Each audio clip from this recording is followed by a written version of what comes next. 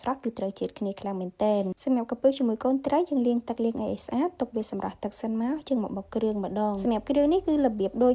គ្រឿងយើងស្លម្ជូរគ្រឿងអញ្ចឹងបងប្អូនហើយបន្ទាប់ពីនឹងមកគឺខ្ញុំបន្ថែមកសាំងមួយគ្រាប់សម្រាប់កសាំងគឺខ្ញុំដាក់ច្រើនទេបងប្អូនដោយសាររសជាតិជូរខ្ញុំយករៀងជូរតិចៗអញ្ចឹងណាអត់ចង់ឲ្យវាជូរខ្លាំងពេកទេគ្រឿងបន្តមកទៀតដែលខ្វះអត់បានហ្នឹងគឺជាប្រហុកនេះយើងប្រើ5-6កន្ទុយលាងទឹកលាងឲ្យជ្រះអំបិលច្រាំឲ្យម៉ត់ដាក់ច្បល់ចូលជាមួយគ្រឿងបុកនឹងមកបន្ទាប់ពីនឹងមកយើងមានជាម្រះព្រៅម្ទេសអាចសាត់ជាមួយនឹងស្លឹកល្មៀតសម្រាប់យើងខ្ចប់សម្រាប់ស្លឹកល្មៀតរបស់ខ្ញុំនេះវារៀងធ្លុះបន្តិចចឹងណាបងប្អូនហើយការលាយគ្រឿងដំបូងគេនឹងយើងដាក់កំពឹសកូនត្រីចូលយើងដាក់គ្រឿងបុកជាមួយប្រហុកមួយនឹងចូលហើយខ្ញុំបន្ថែមទឹកត្រីតន្តិចទេបងប្អូនបន្ទាប់មកនឹងគឺបន្ថែមប៊ីចេង1ស្លាបព្រាកាហ្វេហើយនឹងស្ករត្នោតកន្លះស្លាបព្រាបាយសម្រាប់ស្ករនេះបងប្អូនអាចប្រើស្ករសក៏បានដែរហើយរសជាតិនេះគឺខ្ញុំអត់យកផ្អែមខ្លាំងណាបងប្អូនផ្អែមនេះគឺផ្អែមតិចៗទេអញ្ចឹងហើយបងប្អូនណាដែលចូលចិត្តរសជាតិរៀងផ្អែមអាចបន្ថែមជាងនឹងបន្តិចក៏បានដែរហើយបញ្ជាក់បងប្អូនកំពឹសហើយនឹងកូនត្រីរបស់ខ្ញុំសរុបទាំងអស់គឺមានចំនួន3ខាំបន្ទាប់ពីនឹងមកចាំយើងដាក់ស្លឹកម្រះព្រៅចូលជាមួយនឹងម្ទេសអាចសាត់សម្រាប់ម្ទេសនេះបងប្អូនអត់ចង់ដាក់ក៏បានដែរបើខ្ញុំបុកលាយជាមួយនឹងគ្រឿងខ្លះហើយខ្ញុំដាក់ទាំងមូល